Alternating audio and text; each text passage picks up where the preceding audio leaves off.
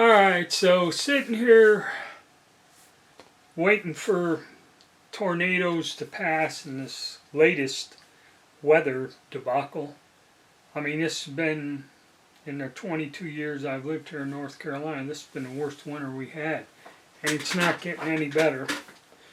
Even though I had some decent weather, got out, took care of some things, now I'm kind of sitting here waiting to see if the power's going to go off. Due to the tornado warnings and storms raging through the area.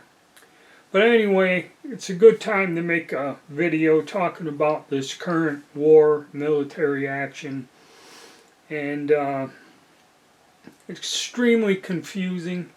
You can't make head or tail about what's going on or what's happening or what's current here. But it's a very curious thing when you start trying to see all the parts of the puzzle come together on what's going on. Okay, and it's this year, 2026, the first 3 months have been insane. Okay, 2025, with the new president in charge, was another bizarre year. And I think all of it is connected, everything. Okay, when Trump, let's go back a year, Trump takes over, Elon Musk is running Dodge, and they come out with this whole theatrical scheme or whatever, sign in all these executive orders by the minute, and they brought up a couple things. They're going to look into where the spending, which they kind of started that, and then when Elon Musk, he also brought up looking in, they want to go inspect Fort Knox and have an accounting of the gold. Well, that's not going to happen because somehow they have drawn from them gold reserves and they're simply just not there. Okay, and that would be totally detrimental to the global economy and to the country and the security of the country itself. To have that known or verified, so that ain't going to happen. But then when Musk said he's going to start investigating where all the elected officials, judges, and all these other people look into their finances to where they may be receiving money in that's when everybody went nuts, started attacking his dealerships, and for some reason, I don't know why, I thought green was good and electric cars were fantastic. People just started burning the electric vehicles and attacking them indiscriminately, which is strange. And then once he stepped down, faded from the public light, this all disappeared. So then inflation kicks in, we realize we're trillions of dollars in debt, and a lot of the things that were promised in this past election are not happening. Okay, so as we go further, first they decide that Trump invaded Venezuela, arrested the leader of said country, and brought him back to stand trial here, much like the same thing that happened to Manuel Noriega. Okay, similar situation. But again, when you guys come up with the 2A about gun control, if you've seen what they did there, they hit them people with a weapon. They were soldiers, and they weren't quite clear on if that sonic or microwave weapon actually killed these people. And they just kind of landed some choppers with a small force. Okay, and this was an armed military force that they hit with some sort of a weapon that they just went in there, shot him like fish in a barrel, grabbed the guy and left, end of story. So that is why you can argue gun control as much as you want.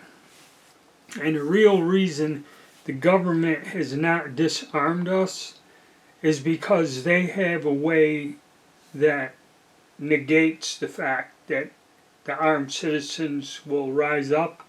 Well, they have some sort of a device or a weapon that will, solve that problem. what diabolical or horrible thing it is. Because if you know anything about microwave weapons, they're a pretty terrible thing. Okay. And actually, I've seen some videos how to protect yourself from both sonic and microwave weapons. Something you might should look into. All right, so they snag this guy, circumvent this, and this went through Congress. Nobody in Congress was against this, at least not vocally, or didn't appear to be. And of course, there was outcry, all this shit happening. Well, and then the bottom line is, in Venezuela, that is the second largest or the largest in the Americas, okay, on the two continents, North and South. It's the largest oil reserve there. Okay. So after this, we get into the Epstein files. This is a big thing. Epstein files, and about the same time, ICE. These ICE raids and everything here. Well, the Epstein files, I'll do this one quickly. The Epstein files, what it is somebody assessed it. It's a blackmail machine. It's run by somebody who Epstein was the front man and just the face out in front. But what it is much like, for those of you old enough to remember, the other world-class blackmail dark secret person was J. Edgar Hoover, who stayed as director of the FBI until he died at some decrepit old age. He was probably one of the most powerful men in the world. Why? Because he had illegal tapes and information on people that would embarrass them, and he held either blackmail or leverage against a lot of powerful people, both politicians, criminals, you name it. He had the dirt. But when he passed, his companion and his personal secretary burned photographs, tape recordings, and film for 2.5 days before they released his personal files from his home. And everybody kind of stood back and just let it go. All right. Unfortunately, with Epstein, this isn't the case. It's a whole thing, everyone accusing everybody of this and that. And the only people standing down and being prosecuted, like the prince there in England, what he's being charged with is treason. And they probably used this information and the fact that he was taking money from Epstein and that. He sold or gave him sensitive information from the British government that he was privy to.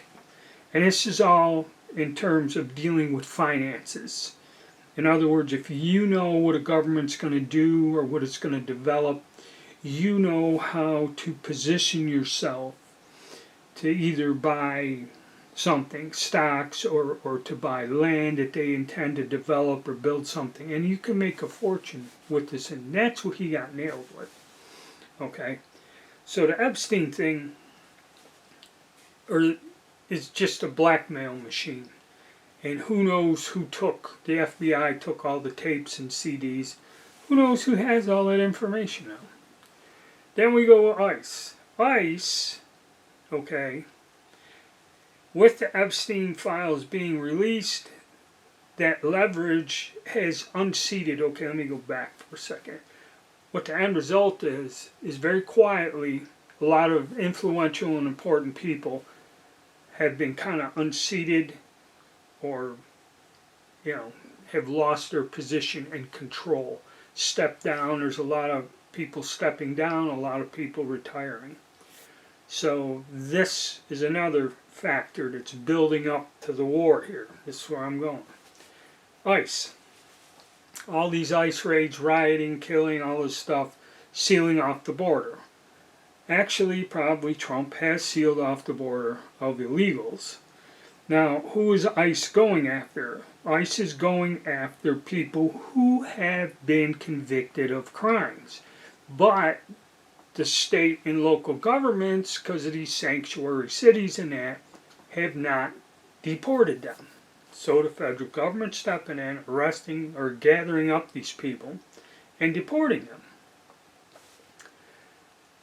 What they're actually doing in this, now they've accused them of grabbing school children from a bus stop, all this other crazy stuff. And that's the thing that is behind all of this mixed up mess, is the misinformation. ICE was a federal law enforcement agency with legal warrants coming to get these people. They were not gathering up illegals that at the flea market or whatever, and these people were all convicted of a crime, okay, which started a big thing. Now what it did do is, I believe these ICE raids were, in actuality, was dismantling the illicit drug trade, which I forget, it's like $60 billion a year. They can't really trace it because it's all under the table, uncontrolled, unregistered money. And a lot of these things with the ICE raids were taking this network down, run by cartels or whatever. But the thing it was exposing in a lot of these states, you know, New York State's one of them, I guess Michigan and all that, and Wisconsin, all these states, their economies are so flat because they're all in the Rust Belt. They have no manufacturing.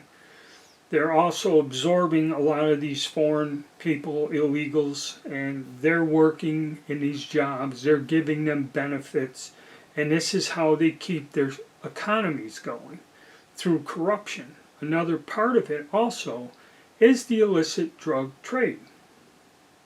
There's an awful lot of money sloshing around, and it shows how corrupt, well, all of our government is, both on the federal level and on the state level. Some of these states, the only way they survive is through this corrupt activity. And how do I know this? Do I approve for anything? Well, no.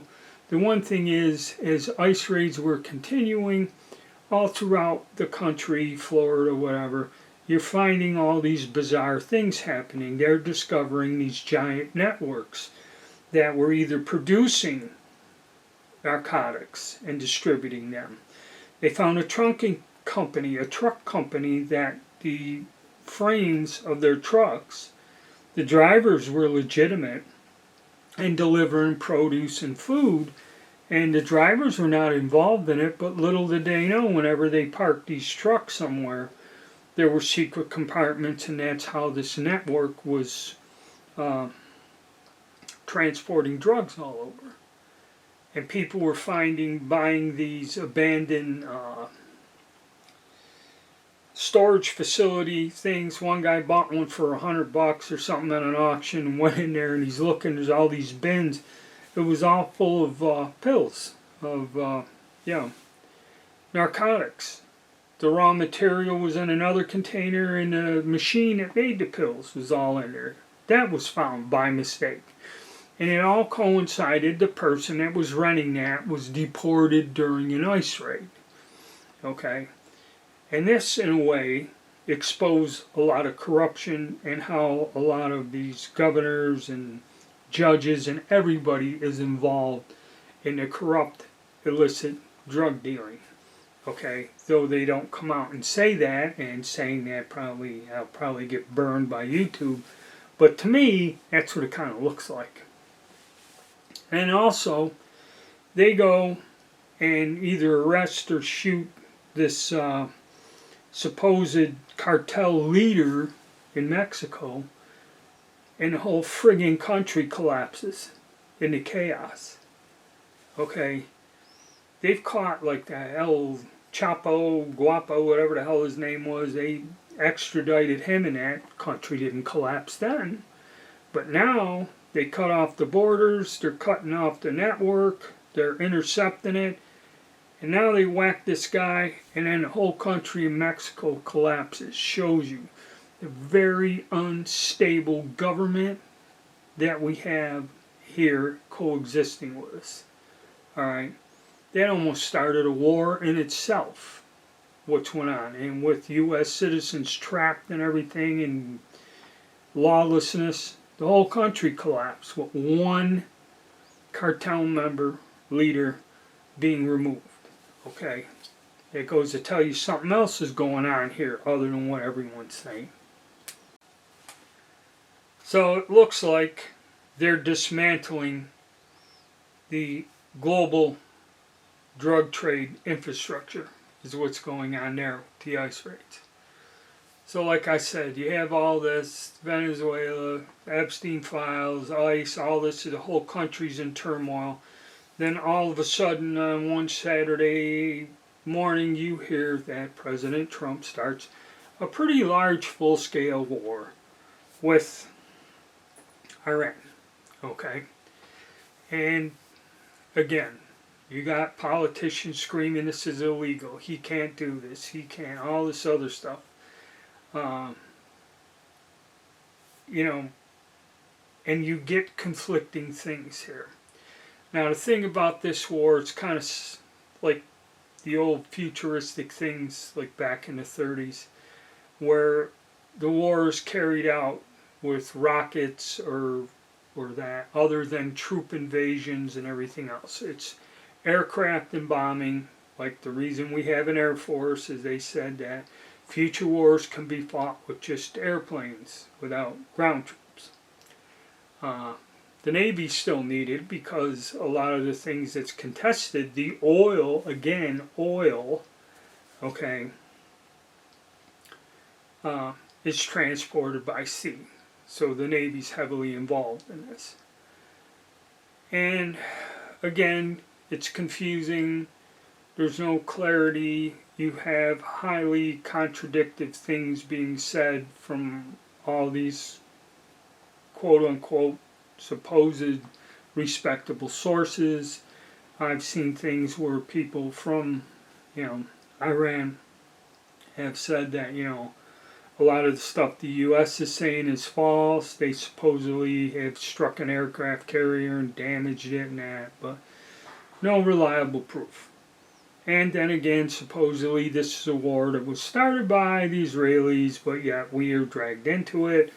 All these facilities, bases, and most of the stuff in the Middle East, there's an airstrip in Saudi Arabia they let us use. Bahrain is that little island, and probably there was sensitive radar installations or monitoring stuff, which the Navy does have these little locations all over. It's not so much an actual base, okay, like you see in the United States or some of the other places that we go to. It's not an actual per se military base, because I think in Bahrain the way the restriction was, any ship that was home ported out of there can only be anchored to a pier 14 weeks out of the year. In other words, we cannot be in that country secured to a pier, not moving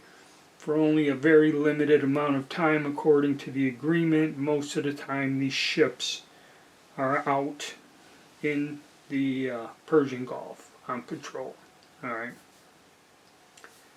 So again, this happened, but the other thing that's happening is this war quickly spreaded to where it destabilized.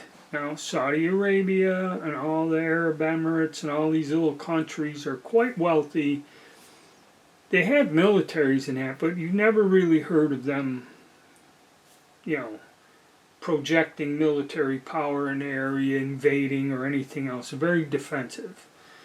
And a lot of the defenses and stuff that the U.S. sold them. And these are extremely wealthy countries because the old agreement, going back in time again in the 70s, where we went off the gold standard and went into petrodollars, there was an arrangement made with Saudi Arabia, who has, in the Middle East, when they went post-World War II and did a survey and found where all the oil reserves were, Saudi Arabia, which is kind of like a desert wasteland, has an oil pocket under there that they said is the size of the Black Sea.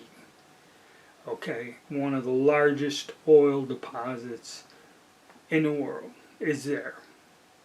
And in the 70s, they set up a thing after we went off the gold standard, and to keep the world hungry for U.S. dollars, is there was an agreement that all the oil will be sold in U.S. dollars. And that is what's kept this country afloat since 1974 or something.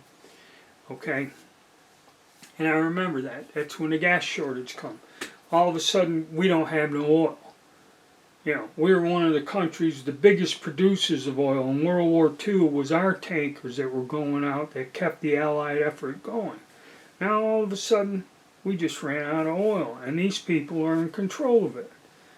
Okay, and it's set up the global financial system. And that's how it's been run since the early 70s. It's with letting these people do this. And we go through the theatrics of that they control the prices, they do this, they do that. But actually, they work for us or work for the people that actually do control everything. So what this war is doing, and as you see in stages, very complex, very murky, it's not easy to explain. But what has gone on now with this war, because our country and our economic system is collapsing, inflation's out of control, and that something has to change. Ever since COVID and that, in the COVID years, something has to change, and it's like people said, it's never going to be the same as it used to be. So the petrodollar thing is kind of dying, and with BRICS and all of these countries doing this stuff, and the thing is, when you listen in between the lines, very rarely is it mentioned that sanctioned oil is coming out of Iran. Sanctioned oil was coming out of Venezuela, and they were being sold mainly to China and countries we didn't want to have it being sold to. And they were accepting payment in another currency other than the U.S. dollar. And this was outside of the global control of world finance. This is the base of it all. So what this war is doing, in a way, number one, it's disrupting the petrodollar system big time. It's destabilizing the Middle East, where all them Arab countries was a bastion of wealth, finance, banking, a lot of things were there. Now these countries are being attacked. These are countries that never really were under any type of attack, seriously enough to frighten people. It's destabilizing. It's taking this away. Now, I think the goal there is to destabilize the region so bad that investors, money, and that security they felt in those countries now is gone. Okay? And now Trump announces he's building the first oil refinery in the past 50 years down in Texas. They're also going to start mining, and we're going to start producing oil and that. Plus, he just had a meeting where he's sending every single major oil company down there in Venezuela to start getting production going there. Okay? So they're shifting that Middle East oil, and we're taking control of oil ourselves, and somehow we're going to end up dealing with oil here in the Americas, North and South, in our sphere of control, and kind of screw up everything in the Middle East to where we're ruining their oil production there. So how this is all going to morph and change, I don't know. But you see the different steps. We control another big reserve of oil in Venezuela. the Epstein files, which is the blackmail list or whatever of a lot of wealthy, powerful people that control things behind the scenes. Not only elected officials, but billionaires and that, okay, are all been accused. And it has cost some of them their positions. Not so much with sex scandals, it's the leverage or blackmail used by these perversions that have made them violate national security in their own countries and things like that. There's a lot of leaders that have been removed, have been stepping down, have been resigning. So, in a way, the Epstein files and the control of it is having an effect. It is changing. A lot of these people who operate in the background are being eliminated, and a lot of them are involved in global finance and governments. Okay? So this whole thing with the war, and then the war here, the way it looks, they're totally destabilizing the Middle East to shift where the oil is going to be sourced from. I believe in some way or something, or somehow changing, they're shifting the whole paradigm of the petrodollar and all that other stuff. Very confusing, very hard to pinpoint, but that's what it's all about. The only thing about this war that is bad, and you don't know how true it is, okay? One thing when waging war, one of the biggest mistakes you can make is killing the people that are running the regime, which they've done with the Ayatollah. Whenever you do that, it's kind of like when the Bolsheviks shot Tsar Nicholas and his whole family, executed him. Yes, it made to where the Russian monarchy will never rule that country again, but also, you know, the communist government and even the Russian government today is still hated for what they've done. Okay? They've never been able to get the respectability. They're always villainized, even now. Everyone says that Russia's behind this and supporting this, but you kind of lose something when you do that. And to start a war, kill the leaders of one country is never a good thing. Okay? And the weird thing is, supposedly, well, I know it's been confirmed, the Ayatollah was killed in that attack, and a couple other high-ranking military officials, basically the leadership. So they went to supposedly re-elect a new Ayatollah or religious leader, his son, and nobody's seen him, so he was either killed or gravely injured in another attack. So this is the second time, supposedly, the Israelis did this. So now, nobody's really seen the Netanyahu. So again, the rumors are flying. Either A, they are targeting him and really trying to kill him bad, so he's hiding, or two, they got him, tit for tat. No one knows. This is kind of where it gets scary. Every time a new leader stands up and he's killed, this is where this is like totally out of control. And when you assassinate or take out the governing leadership in the course of a war, it never turns out well, because it's just getting everything out of control. Okay? Where this is all going to go, I don't know. Instability with the price of metals, instability in the stock market. Inflation, I believe, is going up. There's, in our own country, the division between the two parties in our governments, okay, is so bad, and what's going on, our government, I believe, isn't quite stable. Okay, and this is not a good thing.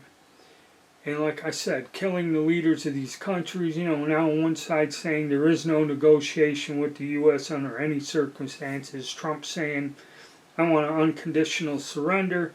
But has he actually declared a legitimate war through the, structures of international law? Was there a declaration of war? Okay, these people can't surrender if, this is all bullshit, because unless there's a formal declaration of war, they can't really surrender to you. Okay, these are all diplomatic negotiations about money and contracts, and well, that's what wars are all about. But they're circumventing the actual laws on the books about war. Just like the war in the Ukraine. When it started, Putin sent these people down into the Crimea and that had uniforms with no insignia or no recognition of who it is, which is a way of circumventing international law. Okay? So even the world governing system is falling apart. So who knows where this is all going to go? Are they doing something kind of underhanded, our government or whatever, whoever runs our government and that? Are they doing this to shore up our collapsing economy and pulling a fast one? I don't know. I guess we'll see. All you have to do is keep your fingers crossed and hope for the best. And there's really not a lot anyone can do. Okay? You can vote for whoever the hell you want and everything else, but when it comes down to it, it's kind of like Venezuela. There might have been some squeaking, but nothing was really done to stop what went on there, or what's going on there now. How it's going to go in the Middle East, you're going to see a change. You're going to see a change when it comes to the world economy, the petrodollar, and all this other stuff.